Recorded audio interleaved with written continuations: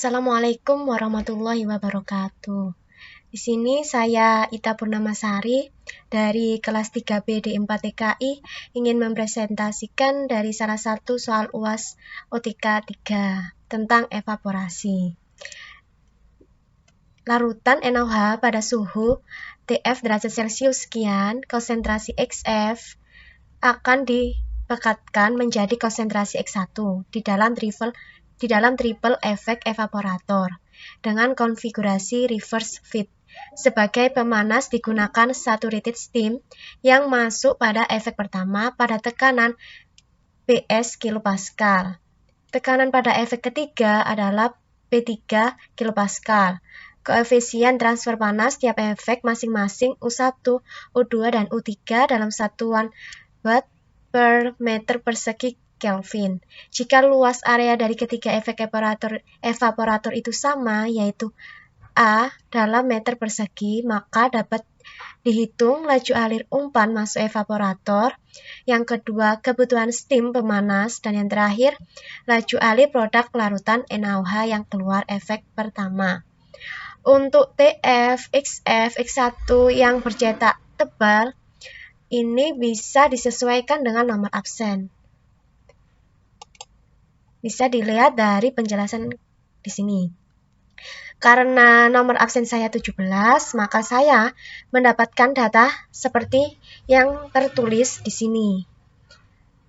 Karena di sini adalah triple efek dengan larutan NaOH dan reverse feed, maka aliran feed masuk dari efek ketiga, sedangkan steamnya masuk dari efek ke-1. Diketahui di soal PS-nya, tekanan steamnya 400 kilopascal, keluar dari efek ke-1 ada TS1, ada V1 dan H1 untuk memasuki efek kedua, kemudian yang keluar ada L1 dan X1. Untuk koefisien transfer panasnya di sini U1-nya ada 3500 W per meter persegi Kelvin. Kemudian di efek kedua di sini yang masuk ada L3, X3, kemudian yang keluar ada V2, H2, terus yang masuk di sini ada V1, H1. Kemudian yang keluar ada TS2. Yang di efek kedua di sini yang diketahui cuma U2-nya saja sebesar 2250 dalam satuan W per meter persegi Kelvin.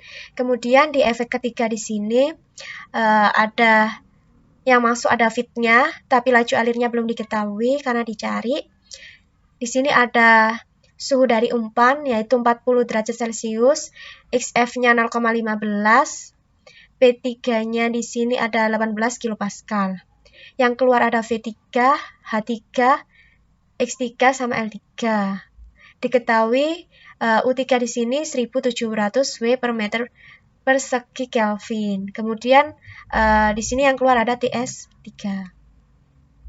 Kan tadi yang ditanya ada laju alir umpan, kebutuhan steam atau S, terus di sini ada L1. Step yang pertama yang perlu dilakukan yaitu mencari T3 saturation atau titik didih dari air pada efek ketiga. Karena diketahui P3, maka kita dapat mengetahui T3 saturation dari appendix atau steam tabel. Melakukan interpolasi sehingga didapatkan hasil 57,68 derajat Celcius. Langkah selanjutnya ada step yang kedua, yaitu mencari atau menentukan komposisi di setiap efek, yaitu mencari X1, X2, dan X3. Yang langkah pertama, kita harus tahu neraca massa komponennya secara overall. Karena F belum diketahui, maka kita lakukan asumsi pada laju alir umpannya sebesar 10.000 kg per jam. Neraca massa komponennya sebagai berikut. Karena yang masuk F kali XF, yang keluar L1 kali X1. Tadi kan sudah diasumsikan F-nya sebesar 10.000 kg per jam. Kemudian XF-nya sudah diketahui dikali 0,15 sama dengan L1 kali 0,5. Sehingga didapatkan L1 3.000 kg per jam. Langkah selanjutnya di sini adalah mencari neraca massa total, yang dimana F sama dengan L1 plus V, sehingga didapatkan V sebesar 7.000 kg per jam. V di sini, V mewakili ketiga efek sehingga harus dibagi 3. Didapatkan hasil V1 sama dengan V2 sama dengan V3, diberlakukan asumsi, sehingga hasilnya 2333,33 kg per jam. Langkah selanjutnya mencari komposisi dari L3, L2, dan L1 dengan neraca massa total setiap efek. Kita cek dulu nih, kita awali dari efek ketiga.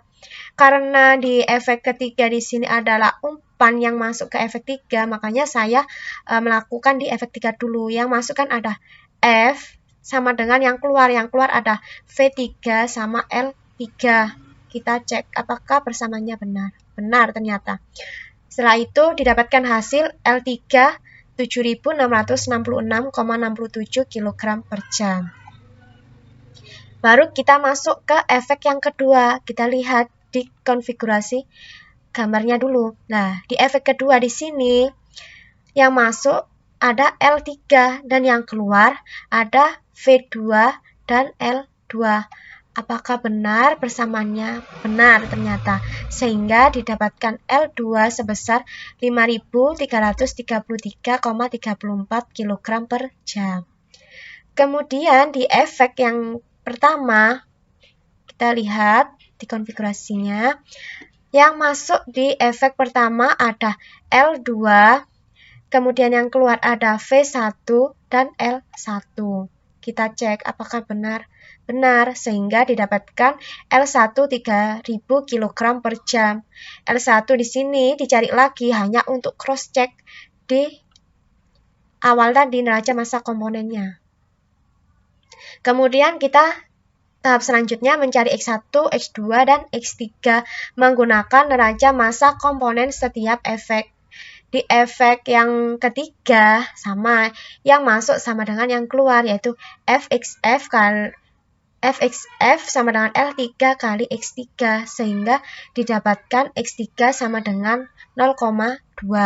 Kemudian efek kedua ada L3 kali X3 sama dengan L2 kali X2, sehingga didapatkan X2 0,29. Untuk yang efek pertama, L2 kali X2 sama dengan L1 kali X1, sehingga didapatkan hasil X1-nya 0,5. Ternyata ini kan buat cross check, oh ternyata benar X1-nya 0,5, seperti yang diketahui dalam soal. Nah, ini. Setelah didapatkan X1 tadi kan cross check-nya 0,5, sudah betul. Step selanjutnya adalah step 3, yaitu menentukan titik didih di setiap efeknya atau boiling point.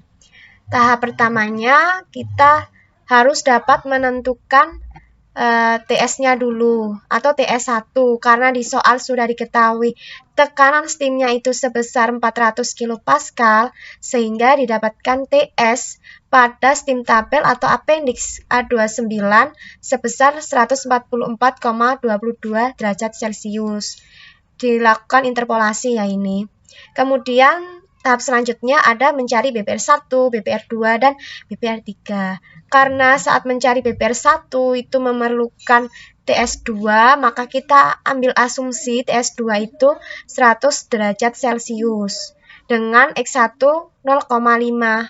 Kita mencari T1-nya itu melalui figur 842 untuk larutan NaOH. Kemudian kita setelah mendapatkan T1 sebesar 142,5 derajat Celcius, baru kita bisa mencari BPR1. Dengan rumus T1 minus TS2, didapatkan hasil 42,5 derajat Celcius.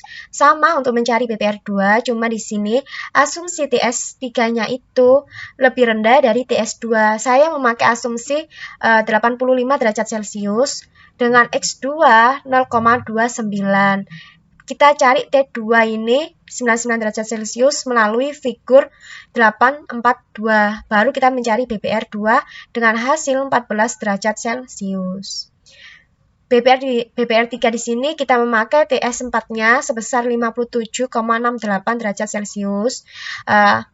dengan X3-nya 0,2, sehingga didapatkan T3 sebesar 65 derajat Celcius, maka bisa dicari BPR3-nya sebesar 7,32 derajat Celcius. Tahap selanjutnya mencari sigma delta T. Sigma delta T rumusnya TS minus T3 saturation dikurangi sigma BPR. Sigma BPR sendiri melainkan BPR1 ditambah BPR2 dan ditambah BPR3. Sehingga didapatkan hasil sigma delta T 22,72 derajat Celcius. Baru kita bisa mencari delta T1, delta T2, dan delta T3. Delta T1 rumusnya sigma delta T dikali 1 per U1 dibagi, sigma delta T dikali 1 per U1 dibagi sigma 1 per U. Sigma 1 per U ini adalah 1 per U1 ditambah 1 per U2 ditambah 1 per U3. Sehingga didapatkan delta T1 sebesar 4,998 derajat Celcius. Sama untuk delta T2 dan delta T3. Kemudian kita mencari boiling point tiap efeknya. Ada T1, T2, dan T3, TS2, TS3, dan TS4. Rumusnya untuk T1 sama dengan TS1 minus delta T1. Tadi kan TS1-nya itu sudah didapat 144,22 melalui appendix, dikurangi delta T1 dari perhitungan tadi 4,998 derajat Celcius, sehingga T1-nya 139,222 derajat Celcius. Untuk T2-nya di sini sama dengan T1 minus BPR1 dikurangi delta T2. Tinggal dimasukkan saja sehingga didapatkan T2 89,002 derajat Celcius. Mencari TS2 juga begitu. Hampir sama seperti T1 dikurangi BPR1. Sehingga TS2 didapatkan hasil 96,722 derajat Celcius. Kemudian cari T3. T2 dikurangi BPR2 dikurangi delta T3 sehingga didapatkan T3 64,782 derajat Celcius. Kemudian di sini ada cari TS3, TS4 bisa dilihat sendiri rumusnya. Ternyata di sini TS4 lumayan, ya nggak lumayan sih, cuman selisih 0, saja dari T3 saturation-nya. Ternyata sudah benar karena tadi T3 saturation-nya itu didapatkan 57,68 sedangkan TS4-nya 57,46 derajat Celcius. Langkah selanjutnya ada step 4 untuk menentukan neraca energi. Kita tulis dulu nih untuk efek 1, efek 2, efek 3, dan kondensor, apa saja yang diketahui. Ternyata yang diketahui untuk efek 1 ada TS1, T1, TS2, T2, TS3, T3, dan TS4. Yang sebagai pemanas di efek 1 ada TS1, pemanas efek 2 ada TS2, pemanas di efek 3 ada TS3. Kemudian yang keluar ada TS4, kondensor. Kemudian kita mencari HF, HL1, HL2, dan HL3 melalui figur 843 untuk larutan NaOH. Karena yang dicari di sini adalah HF, maka yang dipakai datanya itu suhu dari umpan dan XF. Sehingga HF-nya sebesar 144,4 kJ per kilogram. Kemudian HL1-nya yang dipakai datanya itu ada T1 dan X1 sehingga HL1-nya sebesar 576,17. Kemudian untuk mencari HL2 juga sama, yang dipakai datanya ada T2 dan X2. Didapatkan HL2 pada figur 843 sebesar 322 kJ per kilogram. Untuk mencari HL3 kita pakai data T3 dan X3 sehingga HL3 sebesar 222 kJ per kilogram. Tahap selanjutnya yaitu mencari lambda S1, H1, lambda S2, H2, lambda S3 dan H3. Oh iya, sebelumnya untuk yang HL1 ini tidak hanya saya lakukan interpolasi, saya juga melakukan ekstrapolasi dengan melihat data yang ada di figur 843. Hasilnya tetap sama 576,17 kilojoule per kilogram. Kemudian untuk efek yang ke-1, kita cari lambda S1. Karena rumus dari lambda S1 itu entalpi vapor dikurangi entalpi saturated vapor dikurangi entalpi saturated liquid. Sehingga HS1 dikurangi HS1 kecil ini didapatkan dari appendix A29, yang dimana pada TS1 dilakukan interpolasi, sehingga bisa dicari lambda S1-nya sebesar 2132,02 kilojoule per kilogram. Kemudian kita mencari H1.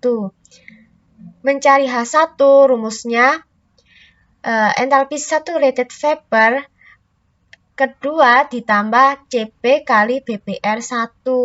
HS2 ini didapatkan saat TS2 sebesar 96,722 derajat Celcius. Itu berapa HS2-nya? Ternyata 2670,86 kilojoule per kilogram dari appendix A29. Kemudian pakai rumus untuk mencari H1, didapatkan H1 2750,93 kilojoule per kilogram. Kemudian ada efek yang kedua. Untuk mencari lambda S2 yang dimana H1 dikurangi saturated liquid efek kedua pada TS2 dari appendix sehingga didapatkan 405,22 kilojoule per kilogram. Baru kita bisa mencari lambda S2, didapatkan 2345,71 kilojoule per kilogram. Untuk mencari H2 membutuhkan data HS3, Cp kali BBR2. BBR2 sudah didapat. Cp ini Cp air. Kemudian HS3 melakukan interpolasi data dari appendix pada TS3 yaitu 75,002 derajat Celcius. Ternyata didapatkan HS3 atau saturated vapor efek 3 sebesar 2635,3 kilojoule per kilogram. Baru bisa mencari H2. Didapatkan H2 sebesar 2661,68 kilojoule per kilogram. Untuk yang efek ketiga, kita sama mencari lambda S3 yang dimana rumusnya H2 dikurangi HS3. H2 sudah diperoleh di perhitungan efek kedua. HS3 kita cari pada saat TS3.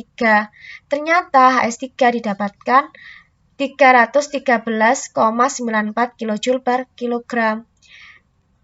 Data ini bisa kita peroleh dari appendix A29 dari interpolasi. Kemudian lambda S3 didapatkan 2347,74 kilojoule per kilogram. Yang terakhir di sini kita mencari H3. Kita butuh data HS4. Kita cari dulu dari appendix A29. Pada suhu TS4 57,46 derajat Celcius. Didapatkan saturated vapor yang keempat sebesar 2605,18 kilojoule per kilogram.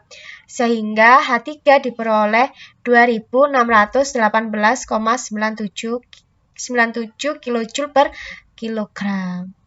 Untuk mencari persamaan neraca energinya, kita harus membutuhkan persamaan dari yang step kedua, yaitu V3 sama dengan 10.000 dikurangi L3. V2 sama dengan L3 kurangi L2. V1 sama dengan L2 dikurangi 3000. Dari persamaan 1 sampai persamaan 3 bisa membantu untuk diperoleh S, V1, V2, V3, L2, serta L3. Efek yang pertama, karena yang masuk itu L2, maka dikalikan HL2 ditambah S dikali lambda S1 sama dengan L1 kali HL1 ditambah V1 kali H1.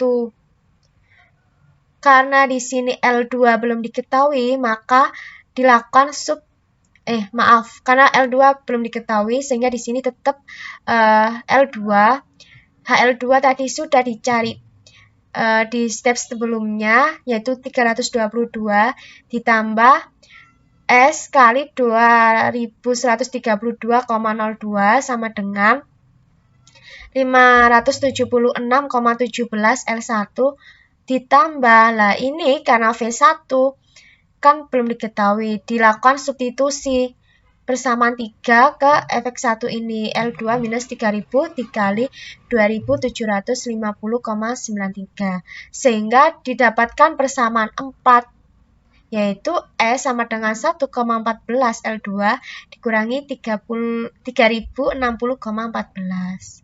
Untuk yang efek ketiga, di sini ada L3 kali HL3 ditambah V1 kali lambda S2 sama dengan L2 kali HL2 ditambah V2 kali H2. Karena V1 belum diketahui, maka dilakukan substitusi persamaan ketiga tadi ke efek yang kedua, ke neraca massa efek kedua. Sama seperti halnya di di V2 sini. Karena di V2 kan belum diketahui, maka dilakukan substitusi persamaan kedua pada neraca energi efek kedua di V2 ini. Sehingga didapatkan persamaan 5, itu L2 sama dengan 0,52 L3 ditambah 1501,93. Kemudian di sini ada efek ketiga, yang masuk ada F kali HF ditambah V2 kali lambda S3 sama dengan L3 kali HL3 ditambah V3 kali H3. Sama yang belum diketahui tadi, karena persamaan di sini bisa disubstitusikan ke neraca energi efek ketiga, sehingga didapatkan persamaan ke-6, yaitu L3 sama dengan 0,49 L2 ditambah 5215,43. Karena kita sudah mendapatkan persamaan 4, 5, dan 6, kita ambil persamaan 5 dan 6. Substitusikan persamaan 5 ke persamaan 6. Bisa dilihat seperti ini, sehingga kita bisa mendapatkan L3 sebesar 7935,17 kg per jam. Kemudian karena L3 sudah diketahui, kita bisa mencari L2 dari persamaan 5. Didapatkan L2 5628,22 kg per jam. Untuk mencari steamnya atau S-nya bisa dilakukan dari persamaan 4. Nah, di persamaan 4 kita substitusikan yang sudah didapatkan tadi kan L2, kita masukkan ke persamaan 4, sehingga didapatkan S sebesar 3356,03 kg per jam. Untuk mencari V3, V2, dan V1 sama, kita substitusi saja yang hasil yang telah kita dapatkan L3, L2 tadi, sehingga didapatkan V3 sebesar 2064,83 kg per jam. V2-nya didapatkan 2306,95 kg per jam, dan V1 didapatkan 2628,22 kg per jam.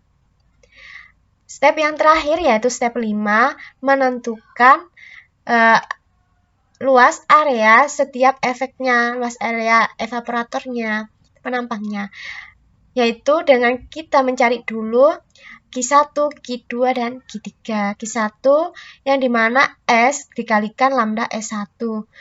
Karena di sini kalau tidak dikonversi ke watt, tidak bisa mencari A1. Maka kita konversikan dengan dikalikan 1000 dibagi 3600. Didapatkan di sini didapatkan 1987534,19 watt. Q2 juga sama, V1 kali lambda S2 didapatkan 1712511,65 watt. Q3 didapat dengan rumus V2 kali lambda S3 didapatkan 1504477,44 watt. Kemudian kita cari A1, yaitu Q1 dibagi dengan U1 kali delta T1. Didapatkan luas area 1 atau luas dari evaporator yang efek pertama sebesar 113,62 meter persegi. Untuk A2 didapatkan 98,59 meter persegi dan A3 didapatkan 86,59 meter persegi. Baru kita cari A rata-rata atau AM, yang dimana A1 ditambah A2 ditambah A3 dibagi 3. Didapatkan AM 99,6 meter persegi. Kita cari tahu selisih dari A-nya, selisih persen selisihnya. Dengan rumus AM, kalau kita cari persen selisih A1, berarti AM dikurangi A1 dibagi AM dikali 100%. Ternyata selisihnya lebih dari 10%, yaitu 14,07%. A2 didapatkan 1,014% dan A3 13,06%. Karena di sini kurang spesifik, sehingga hasil dari A-nya sendiri masih terdapat lebih dari 10%, yaitu pada A1 dan A3. Kenapa bisa begitu? Mungkin dari pengambilan asumsi di TS2 dan asumsi di TS3 kurang spesifik, serta saat pengambilan data HF, HL maupun T1, T2 pada figur 842 dan 843 kurang akurat. Sehingga terjadi kesalahan atau penyimpangan lebih dari 10% pada persen selisih A1 dan A3. Kemudian kita cari V aktual atau fit aktualnya, yang dimana memakai rumus perbandingan. Sehingga A yang sudah diketahui pada soal dikalikan F yang kita pakai tadi, asumsi tadi, dibagi A yang kita hitung atau A aktual yang kita peroleh dari perhitungan. Sehingga didapatkan fit secara aktual yaitu 3212,85 kg per jam. Sama untuk mencari L1 juga begitu. Rumusnya A yang diketahui pada soal atau mula-mulanya dikali L yang L1 yang kita dapatkan yang mula-mula yang saat F yang kita asumsikan tadi kan 10.000, sehingga didapatkan L1 tadi kan 3.000 kg per jam. Dibagi dengan AM aktual ini dari perhitungan yang 99,6 meter persegi tadi, sehingga didapatkan L1 963,86 kg per jam. Penjelasan dari triple efek evaporator dengan reverse fit ini semoga dapat membantu teman-teman dalam menyelesaikan soal yang ada di Genkoplis. Semoga dari penjelasan saya dapat bermanfaat. Bila ada kesalahan, saya mohon maaf. Wassalamualaikum warahmatullahi wabarakatuh.